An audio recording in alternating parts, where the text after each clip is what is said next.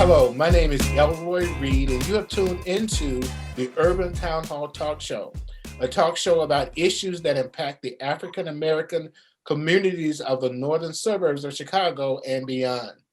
Tonight, we're joined by co-host Mitchell Hester, Dr. Tara Thomas, Larnell Farmer, and a special guest appearance by Angela Walker and the Honorable Mayor Leon Rockingham Jr. We have three topics tonight: Biden's stimulus plan, systemic racism, what is it? And the third one is the coronavirus vaccine and some special initiatives that are going on in the city of North Chicago. We're going to start out with Biden's stimulus plan, and we have Mitchell Hester, who's going to be our conversation starter.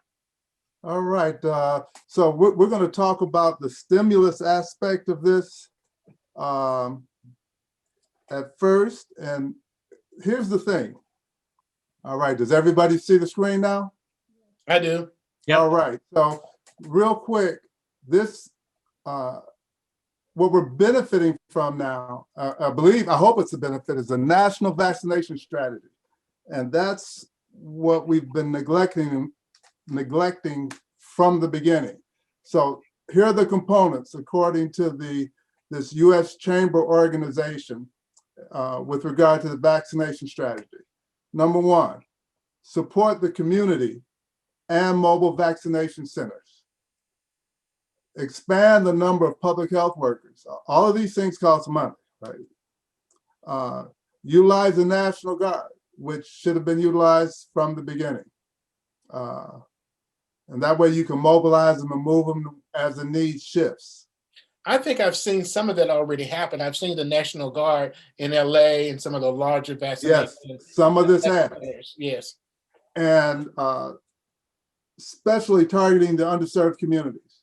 There's one person whose title is getting it into the underserved communities. I don't remember her name.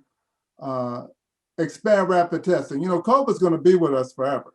So the question is, how do we manage through that? Does it become like the flu and the annual deaths are 15 to 60,000? That's be a lot better than where we're at today.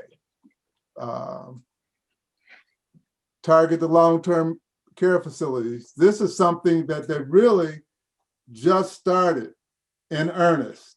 That's looking for the mutants, the mutant strains that are coming up actively. We were way behind literally every other country in identifying the mutant strains that came up. They've explicitly enacted that that National Defense Act with regard to some of the strategic supplies for the manufacturing of the vaccine, and to continue looking at treatments for it. So I'll turn this off now. So when you look at when you look at this, and there's what, 9 or 10 different things on here. Yep. Now multiply that times 50 states trying to do some part of all of this, okay, on their own. You got a mess. No guidance. Now, a lot of work. Yeah, a lot of work. But with a framework, everybody now has an idea, well, I need this thing. So who do I talk to about, strike teams for long-term care facilities? How do I make sure I get my National Guard? Or guess what? We're pretty cool. Who else needs some additional National Guard help in their state, right? You got states that are like Montana and Wyoming, you mentioned that earlier, Mayor, that are huge areas, sparsely populated. That's a lot of resources to try and get everybody taken care of, and you just gotta have it. I personally see a lot, since Biden's only been in office, less than a month, or a little over a month. He's already started doing a lot. And I know the National Guard, I saw the National Guard get sent out to Los Angeles yesterday. And he's deploying strike teams. But my question is, Mr. Hester, Dr. Hester, is, you said, enhance surveillance program specifically with regard to emerging strands of COVID-19. Right. And you acquire and expand manufacturing. So right here in Illinois, we're fortunate to have, I was told, if this is true, that Pfizer and Moderna are manufactured right here in Illinois, right? I don't know. Because I know we've been up, like yesterday, I went where North Chicago went to Deerfield High School. And the supplier was Walgreens. And we had the Pfizer shot, okay? And they're opening up a second, next Sunday, they're gonna have a second opening for anyone who wants to have the shot, the vaccine. That wasn't supposed to be that way. It was only supposed to be for just yesterday. So they're expanding it another week for people in North Chicago, Zion, Well, Deerfield. Dr. Thomas, there is a number of strategies that the Lake County Health Department is employing to kind of dissect the community and get different targeted segments done. For instance, healthcare workers, teachers and school administrators, Right. the seniors, so on and so forth. And So you would say that he is ensuring the vaccine is serving the underserved communities? No or yes? Well, Mayor Rockingham, explain what you guys are doing. Well, what we're doing here in North Chicago, and it's a collaborative effort between the city of North Chicago, the Lake County Health Department, ADV, North Chicago Community Partners. We're actually bringing in a vaccine site starting on the 15th for seniors 65 and older to get vaccinated. We give them, all you have to do is call a number, and I'll give that number out. It's 847 582-1362. And if you call in the evening, just leave your name and number. They call you back and they set you up for the appointment. And the appointment will be given here in North Chicago at the Greenbelt Cultural Center.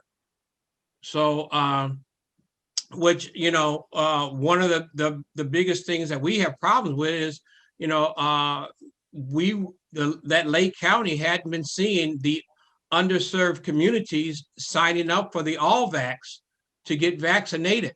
Okay.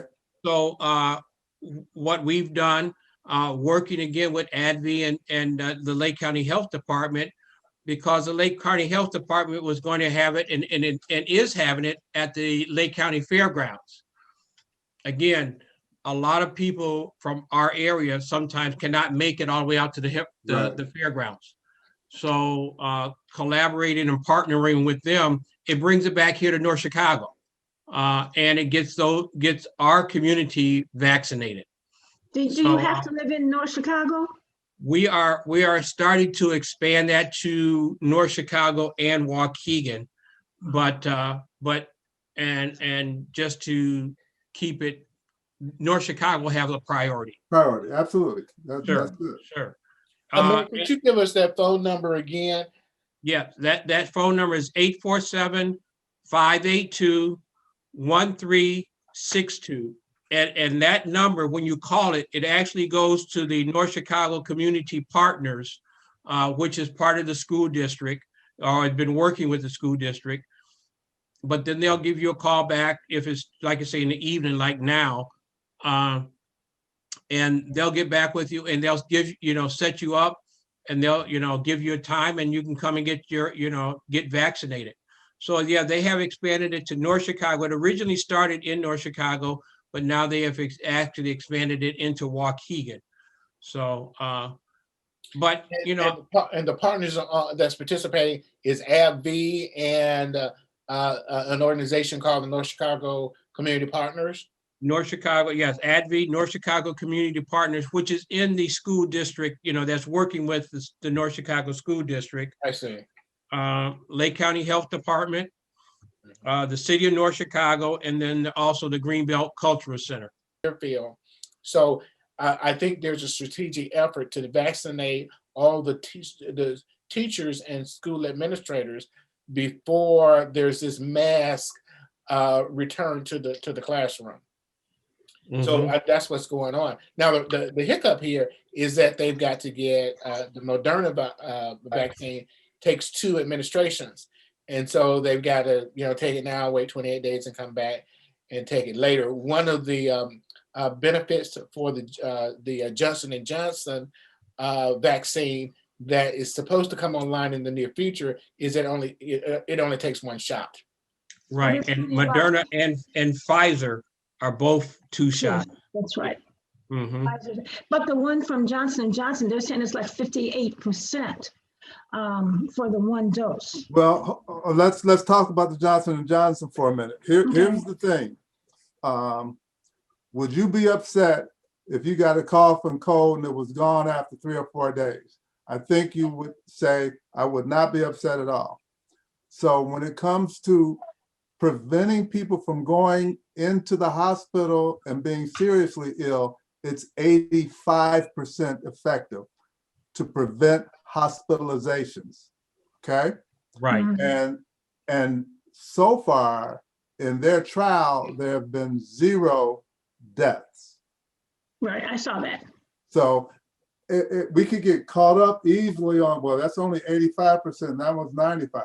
Well, okay, it's what are those percentages tied to? If you tie it to hospitalizations, you're talking 95, 95, 85. And well, I wouldn't want to be in that 10% difference. No one has died in that 10% difference.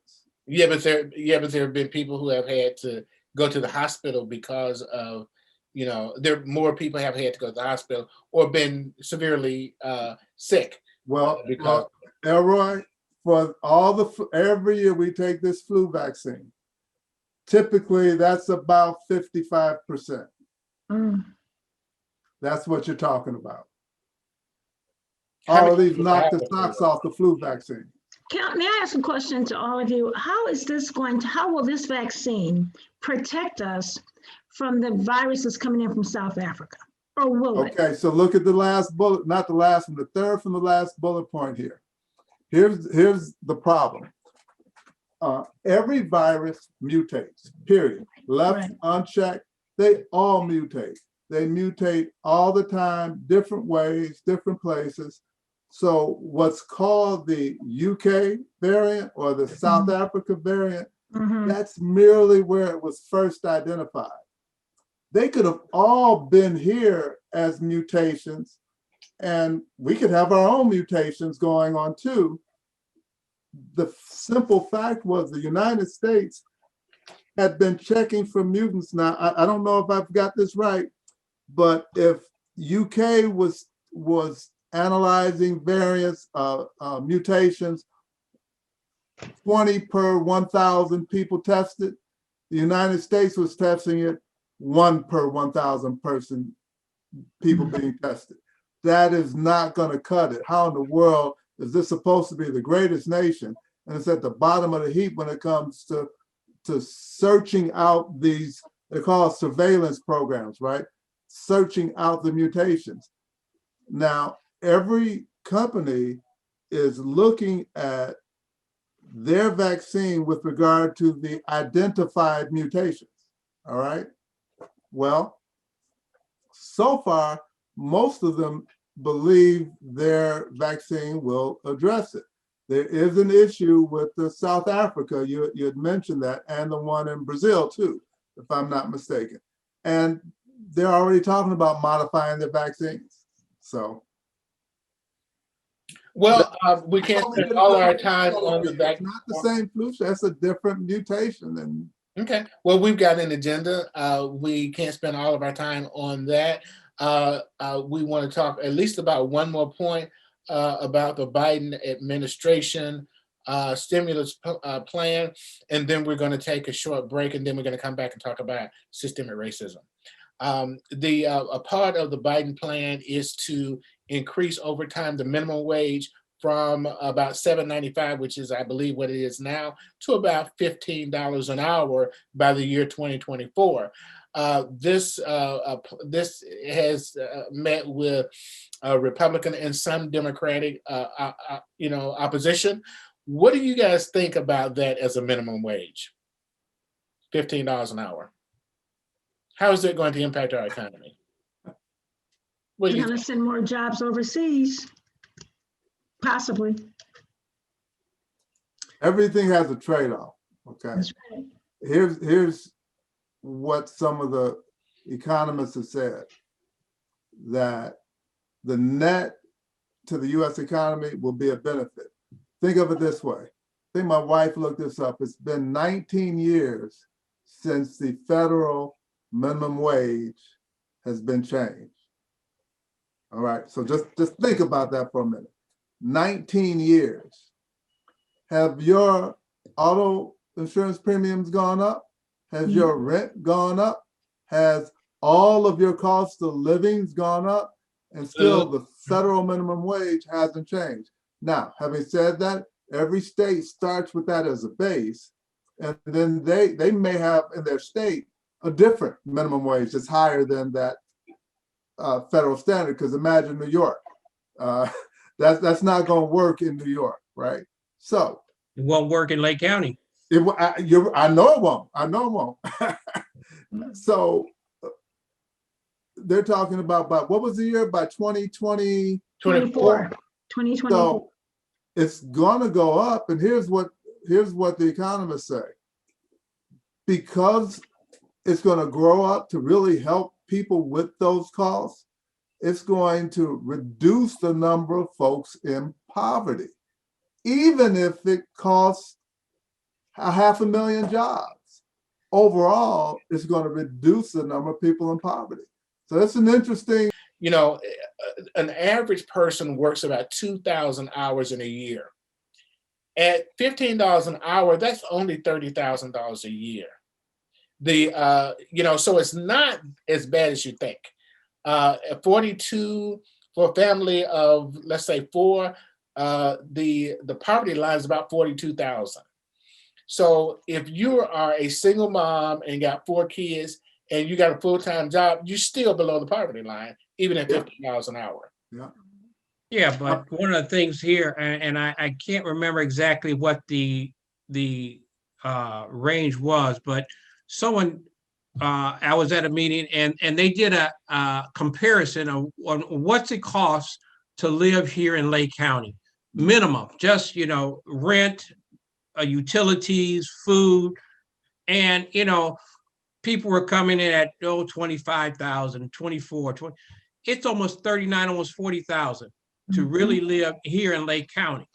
So, I mean, if you're talking about a minimum wage of, what do you say, seven something? $7.95. Federal minimum wage. $7.95. Yeah, And you just said that's what, 30,000 a year.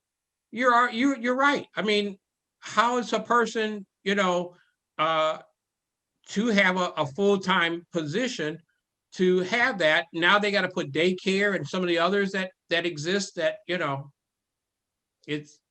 Well, if somebody had a job that pays $7.95, let's say $8 an hour, that's only 16,000 at 2,000 hours. That's only $16,000 a year. So they are living below. They can work full time and are below the poverty line. If your rent, if you're paying $800 for a month for rent, which is low, I mean, you can't find a place, for less than $800. So $800, that's half your wages, just in rent, for the chintziest place. So I do think that there needs to be an upward adjustment. And most places have a working minimum wage anyway. They respect people's needs and are at least $10 an hour. Even people doing domestic work are at I've $10. seen a lot of 10 and 11 in food service and Yeah, so we're functionally working at a higher than what the federal minimum is, but I do think it needs to go up because food is higher. I mean, have you been to the grocery store lately? I mean, the food is horrible. It's very high. So there's no longer a cost of living variance, it's a cost of living variance that used to be, evaluated in for the equation. No, that doesn't exist anymore. Well, Mitchell said that, and I didn't know this, that hadn't happened in 19 years. Yeah, If everybody got a pay raise of 4% a year, we'd be much higher than $7.94. We'd probably be at $15 an hour anyway. If everybody get, since then, but we haven't had a pay adjustment in this country for as far as the minimum wage is concerned in 19, let's say 20 years. Yeah. And I think, anyone that is here in this area or anywhere around in this country, I think, even with $15 an hour will be still struggling at some, in many places. So I stand corrected. It was $7.20. It was changed to $7.25 on July 24th, 2009. So 12 years, 11 years. But that's My question is, what was the amount then? What was the amount then? $7.25. That's when it got changed to $7.25. Wow. okay, but my question is, if we go to $15, gradually by 2024, and that's only 3 years, okay? Right. So there's going to be some significant increases between now and 2024. Yes. What is that going to do to the cost of things like the automobile? I know a lot of our parts for these cars are coming out of China, Taiwan, Japan, Korea, Vietnam. And they're getting what? $1.50 an hour, and that's up from the 50 cents they used to get. So $1.50 to $2 an hour. If you build those parts over here in America, the price of cars is going to go up what? The reason I ask is right now we don't build any appliances in the United States. All appliances, refrigerators, stoves, dishwashers, they're all built offshore. Now our internet is offshore. There are two things to come back to us. Well, Tari, that is not as cut and dry as you're posturing it, because there are certain embargoes and requirements for certain things to be made in America. Let me give you an example of Ford. Ford in the southern suburbs of Chicago have a plant. Reason I know it because my niece works there. My cousin works there. $16, $17 an hour already. They're making above minimum wage. Some of them are. They make more than $16 an hour when they factor in all their benefits. It averages something like $38 per hour. Well, the point I'm making is that a lot of these factory jobs are already at or above $15 an hour. So it's not going to negatively impact the car industry as far as workers in America. Now, if the embargo against externally made parts is put in place so that the government won't let you go to China and get your parts made, or they have a limit on that, that's going to help keep those jobs here in America. That's where the rub really is. The tariffs went in on China, right? Yeah. We've paid the cost of those tariffs. Everybody that buys anything that came out of China, they did not pay it. We paid it when we bought those goods and services. Here's the balance, and there's been a shift over the last decade, all right? You have to look at the all-in cost. When they ship that stuff, that costs money. So you bet every company out there is looking at the all-in cost of their goods and services. So there has already been some back and forth and some trade-off. Well, you know what? Let's just go ahead and get this here. We get it here, we know it's better. We know this, we know that, and it's only costing us $1 more per unit. I can live with that because there's more certainty. I got more control over the supply chain, et cetera, et cetera. So there's always going to be that kind of arbitrage that goes on in business that you can't stop. But the problem with the tariffs is that you get into these wars where prices go up crazy. So I think that, my concern on things like that is, when you talk about car dealers and parts like that, you're right. They're already above that minimum wage. North Chicago, now you're talking about essential workers, those that are not necessarily working at the dealers. They're the ones that are working at the Walmarts. They're the ones that are working at the McDonald's. They're the ones that may be working, at other places that are below that. Now they've got to increase. Are they going to start to decrease their employees in order to maintain that level? Raise the price. That to me would be my concern. North Chicago, Waukegan, Zion, we already have some of the highest unemployment in Lake County. Is that going to increase that level? And then those services to those residents still have to be met by the city, by the city of North Chicago also. So this is going to be a good opportunity for us to take a quick pause. We have some entertainment for you, and then we'll be back in just a moment. In honor of Black History Month, we have our very own Sharon S. with an original poem, Colored Girl, from her book, My Cup Ain't Empty, It's Full of Me. I'd like to do for you today, Colored Girl. I remember being a little colored girl with my colored girl braids on my head. I remember being a little colored girl and all the nappy-head colored girls saying said. I remember being a little colored girl with my big pug colored girl nose. I remember being a little colored girl wearing Goodwill and hand-me-down clothes.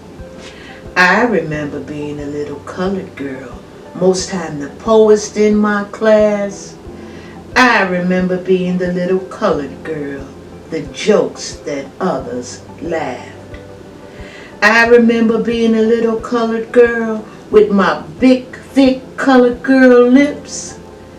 I remember being the little colored girl that never went on vacation, family trips. I remember being a little colored girl with my big brown colored girl eyes. And even though I was a little colored girl, I played under the same blue God-given skies. I remember being a little colored girl and crying my colored girl tears. I remember being a little colored girl and facing my colored girl fears. I remember being a little colored girl and all the other colored girl names I was called. I remember being a little colored girl and learning that Jesus loves us all. I remember being the little colored girl, one who knows that God sent Jesus into this world to save the lives of everyone, even little po nappy-headed, brown eyes, pug nose, big thick lips, beautiful colored girls. I'm Elroy Reed. I'm your moderator for the Urban Town Hall Talk Show. I hope you enjoyed that entertainment. We're coming back. There are a couple of things we're going to cover: systemic racism, and then, the mayor of North Chicago has a quick question for the panelists regarding the workforce. Mayor Rockingham. yes, so to the panel, I have a business in North Chicago that has said that they are possibly and probably going to bring in a new product, and they need probably approximately 50 people per shift. 3 shifts, three shifts, that's 150 people. His question to me was that because that the government has issued these stimulus checks out, he's not able to get the jobs to come in and to fill those positions. What are your thoughts on regarding the stimulus dollars that are being sent out to everyone that's there and not being able to get the workforce back into the companies? Are you talking about the unemployment, enhanced unemployment stimulus? The $600 that was just sent out, they're talking about sending another $1,400 out to those that, with the stimulus package. And he says because of issues like that and, the unemployment check that are being, out there, he's not able to get the job force that he needs. That's one time $1,400, correct, Mayor? It's a one time. Okay, so they need to exist more than 1 month. Right. And my concern is that he's going to get some employees, and I'm almost sure who they're going to be.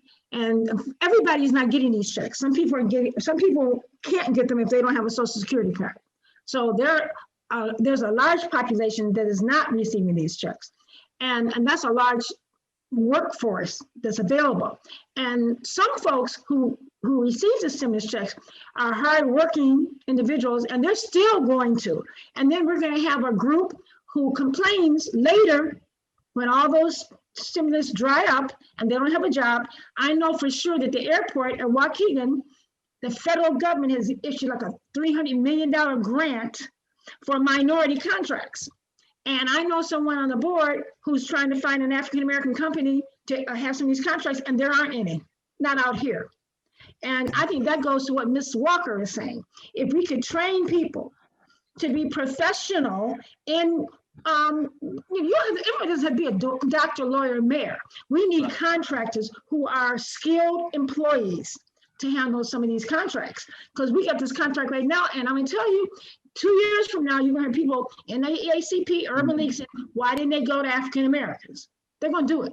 And we're gonna say— Well, first of all, they're not telling us about it.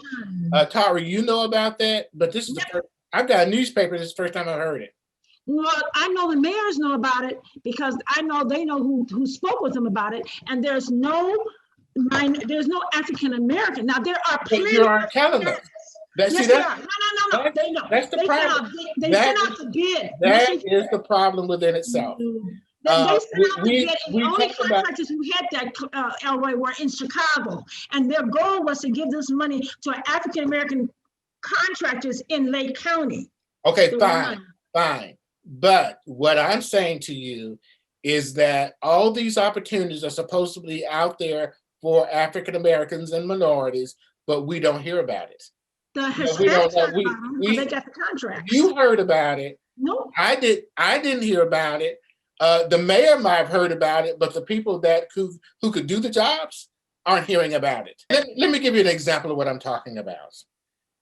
The Illinois tollway a few years ago had a $12 billion construction plan that they were going to let. And they were seeking, all right, the big boys who could do it, and then find smaller people. But those smaller folks did not really reach out to African American and minority businesses within the community. What they did was they got their wives or people within their circle to be the minority contractors. And so we were systemically output and didn't have the opportunity to apply for those. But well, you not only at like you say, the state tollways. I mean, look at Naval Station Great Lakes. They'll do the same thing. They'll get a big project, a garage, build and they don't tell nobody. A parking garage. Tell their friends or the people that they have relationships with, and everybody but my thing is, and I can't say what goes on at that level. I only can control where I can control, and this is one of the projects that I think that as a city, that we have a little bit more say in, to be able to get our subcontractors into these type of projects. We have to begin doing things differently. And I can tell you one of the things that, because I do have control, when we built Martin Luther King Drive and we did that road, that was one of the things that I pushed because I had control over it. The contractor that came in that had that project, I made sure that we had flaggers out there that looked like us. I made sure that those truck drivers that were hauling off the debris from the road itself, those drivers up there were looking like us. We had minority contractors there that I made sure that when the trucks came through and the road had to be cleaned, it was a minority contractor was cleaning it. Those are the things that we have control at, and that's the level when we can do it. State highway, you better have enough people out there that look like us telling them to bring in minority contractors Right. because they won't. They won't do it. Well, They- that, and that's Right, that's right. exactly what I'm saying. And not only will they won't do it, but we won't even know the contract has been out there. Larnell, I know I'm talking too much. Larnell. No, I'm just gonna say And that. I didn't mean to take over. No, I'm glad you say what you said, because it sheds some light on the things that you have done. But in my opinion, it's still not enough. I mean, and let me rephrase that.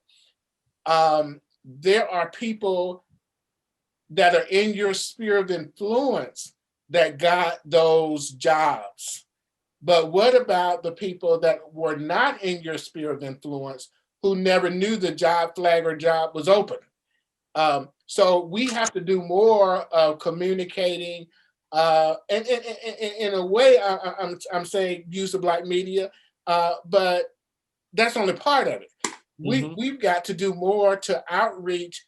If people get their news from a particular source, we need to use that source to reach those people, because they're not going to hear about it some other way.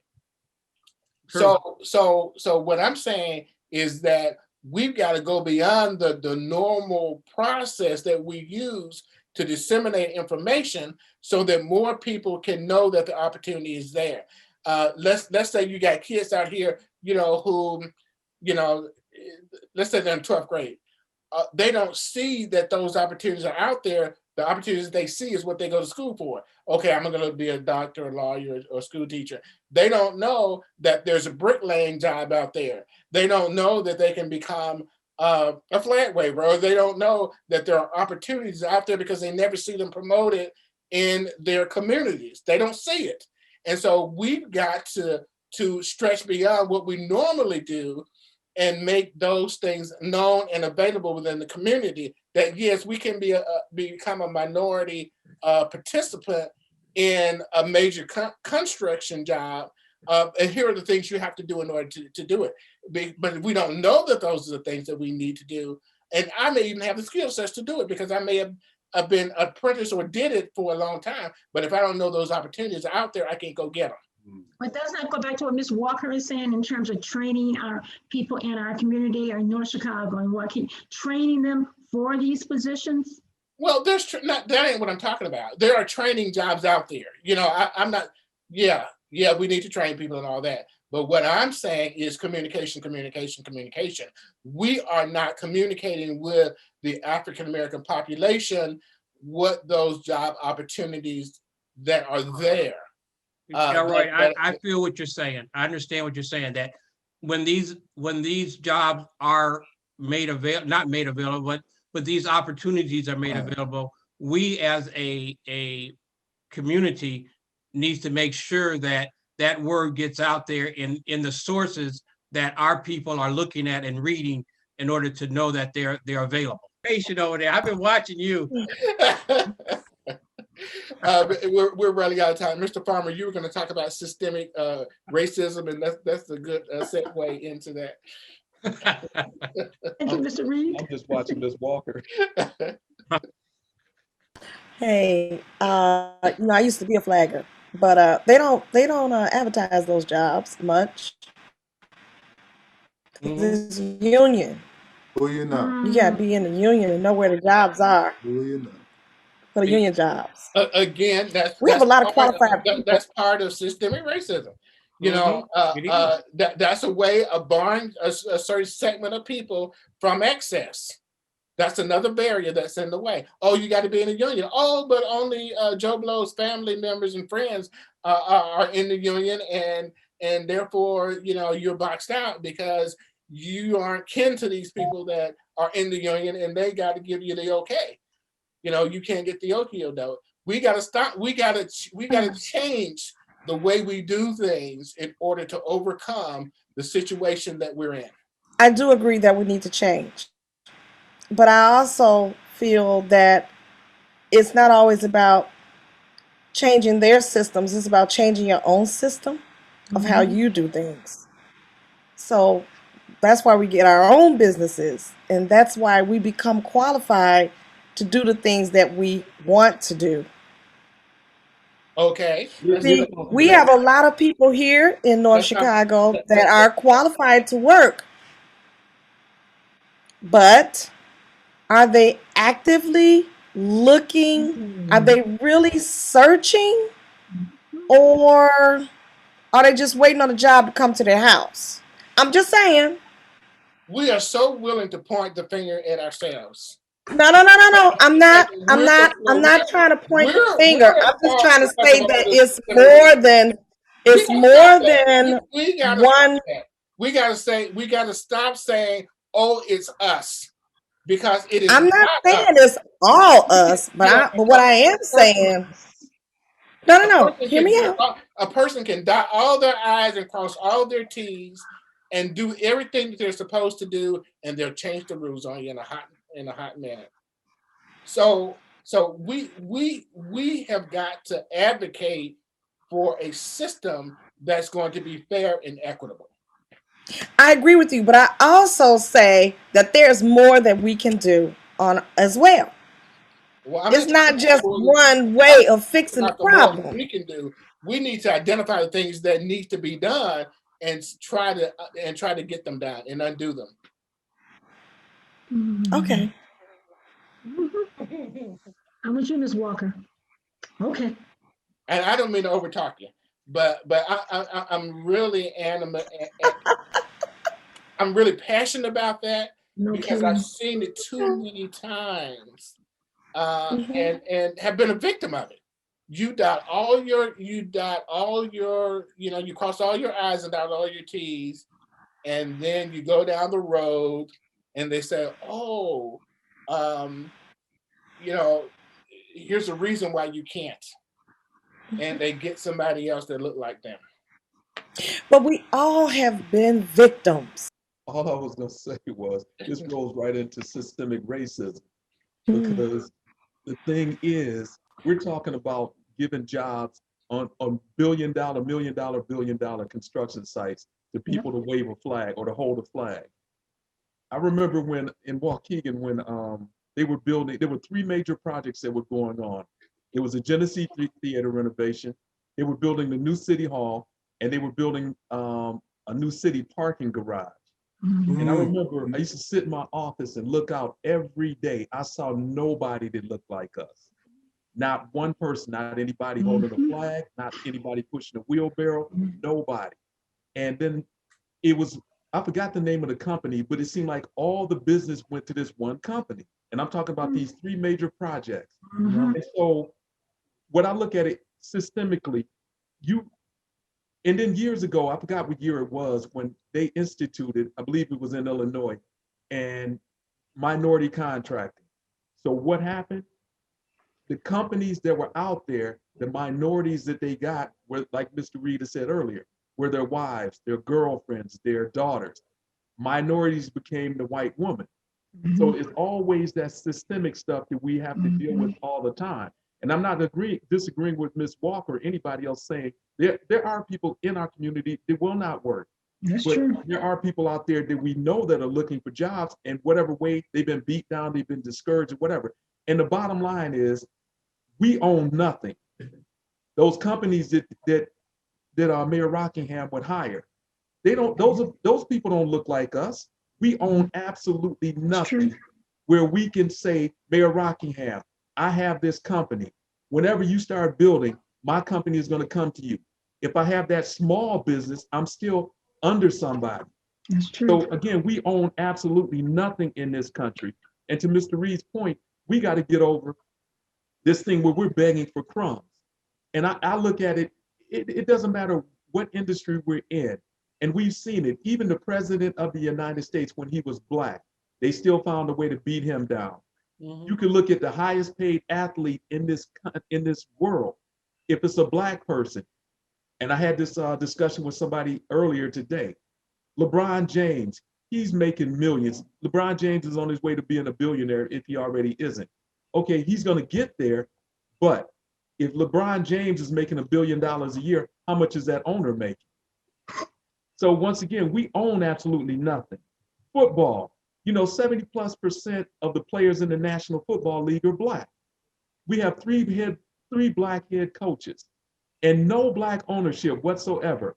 And as far as I remember, there's not even a minority owner in there.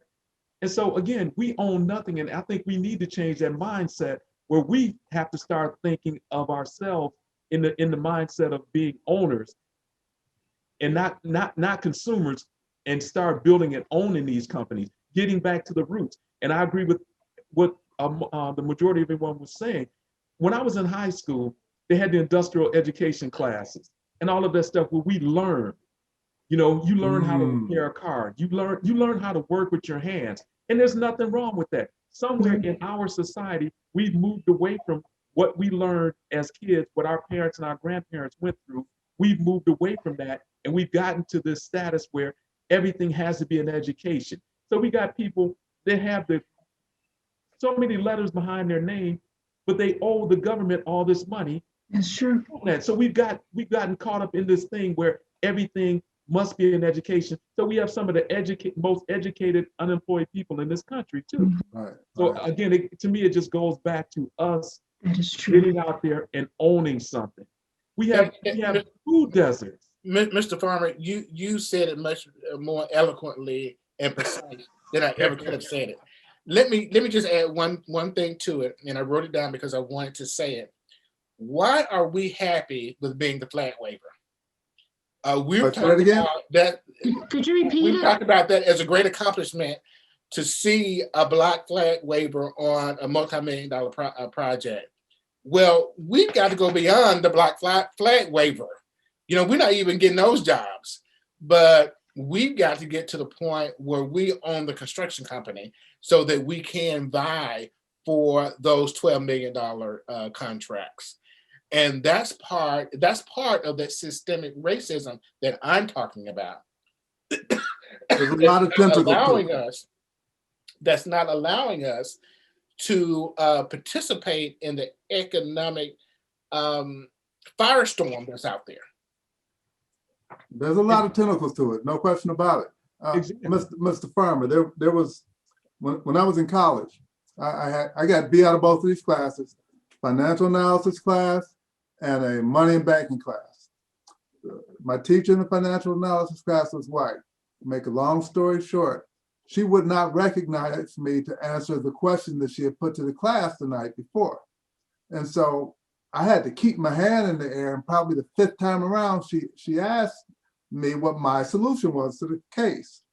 I told her. She asked me, did I write it down? Okay. I said, well, no. And then she said next. Now she's been writing all these folks' answers on the board, didn't write mine. All right. When she gave the answer, my roommate who was in the class with me thought I was just going to burst through the ceiling because it was the very thing I had said. Now, this seems rather benign, right? Let's go to the money and banking class. Teacher was an Ethiopian. First exam, got a B+ on it. Out of the 50 folks, 44 got a D or F. I missed the class, come back to find out they all voted to take the test over again. And I said, okay, but I don't have to take it. No, you have to take it. I said, well, I understood the concepts, I applied them, all of that stuff, right?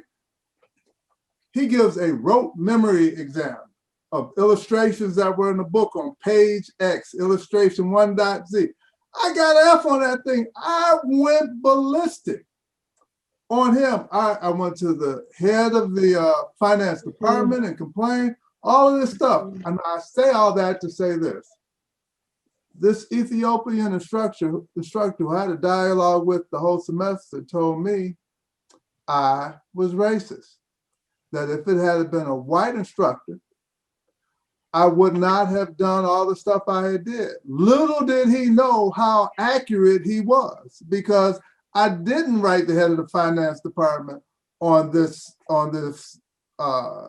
female teacher, white teacher, but I did on him. And I had to, it wasn't until I became, I'm 19, 20-year-old kid. It wasn't until I got older that I had to sit back and evaluate that. And man, he was exactly right. We are all impacted by this in ways that we don't even recognize and realize. And unless you take the effort personally, but organizationally, whatever organization you want to talk about, unless you take the effort to say, Why is that? And that's just because of the color we are. Mhm. You know, 31 years, I worked for AT&T, Illinois Bell. And the position that I was in was what they call it special service. So the jobs I went on weren't just our regular telephone going into houses to fix the phones. I was going into businesses to put in computer lines. So I mean, but just like Mr. Farmer says, every time I walked in, no matter where this is, this job I'm walking into, whether it's a business, an Allstate or a State Farm or wherever to do a job, I'm the only black. Yep. A lot of the times when they're putting in a brand new building, I'm the only black. I mean, and some of the things that you go through while you are black going into that job, you know it because they question why are you here. Yep. You know, and when you explain to them what you're there for my instance, I'm here to put in your computer line that you need to get connected to wherever you're going to go. They look at you like, well, where's the guy that's going to do it? You're here to grunt work to put it, you know. Yeah.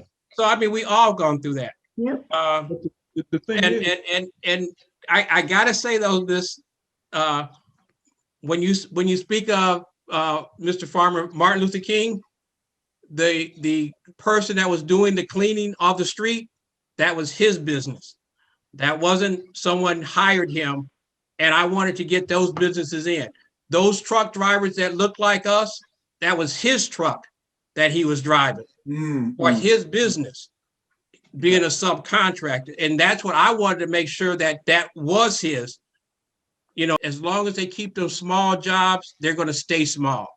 And until we can get them into better jobs and get, you know, from that $100 contract to a $500,000 contract to $1 million contract. So now that their business can go out on their own, that's the only way we're going to see us as minority people have our own businesses. And I only can keep it at the, you know, contractors level that I see, because that's kind of where I grew up through. So Yeah, and Mayor, I really appreciate what you've said and what you do. So you're one of those individuals that have you know, put your foot to the fire and have really done some things. There are 52 municipalities in Lake County. I only control one of them. Yeah, so you got one municipality that's doing that, and then you But you know, Elroy, let me just say something else in regards to that. You're right. I'm only one, but sometimes if I can, and those that are out there, if you could sit on the different boards that can kind of help. Okay, you're on a board that can help to control how much you see minority contractors are working with those other Lake County offices. Then you have a little input on what you say. Well, I don't know what the other mayors have done. I haven't seen them do anything as it relates to minority participation. But the county is the biggest contractor in the region. They have no minority participation requirements on their contracts. So that's something that could be done that would impact the region if that could be integrated into their policies and procedures. I'm not going to say that we have a deficit in leadership, but what I am going to say is that there are some problems out there that are not being addressed. And I agree. And I'm not going to say you're wrong about that. But right now we do have a Democratic majority in the county, which to me it gives us an opportunity, not to say it will happen, but it gives us an opportunity to make those type of changes that you bring up. I don't see that as I don't believe that history has not warranted that as a viable a truth, simply because you have a Democratic majority. You know, Democrats tend to take African Americans for granted as well. You know, It's going to take somebody with some balls to stand up and say, this is what we need, and this is what other communities are doing to create equity. So again, I just look at it as we have more power than we imagine us having, and we can do more than we can or what we think we can do to change everything. So I got a question there, Brother Farmer. Here's my question.